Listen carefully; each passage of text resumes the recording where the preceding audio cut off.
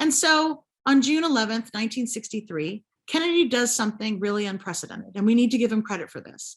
He goes on television and he declares the civil rights as a moral issue, and he calls out repressive police action.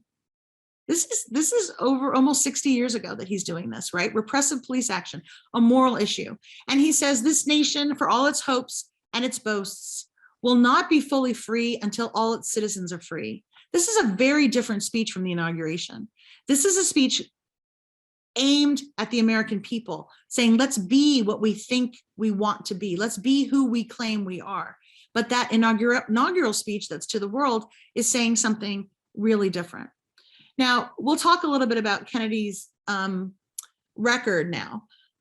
He's really remembered as the civil rights president. And I would argue, again, if you go to the sources, you remember that image I showed you earlier of the 3 speeches, go to the sources. That's what historians do.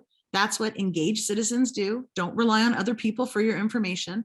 If you go to the sources, you'll see that Kennedy really didn't do much on civil rights. This speech was very important. It's the beginning that launches the Civil Rights Act, which is later signed into law by Johnson. Johnson does more for civil rights than Kennedy ever did, and he had as a legislator, but he's not remembered that way. And I think it's part of the mystique of the Kennedys. And I think, sadly, it's also the connection to his assassination and the looming question that we will never really know how far John Kennedy would have gone towards civil rights had he lived.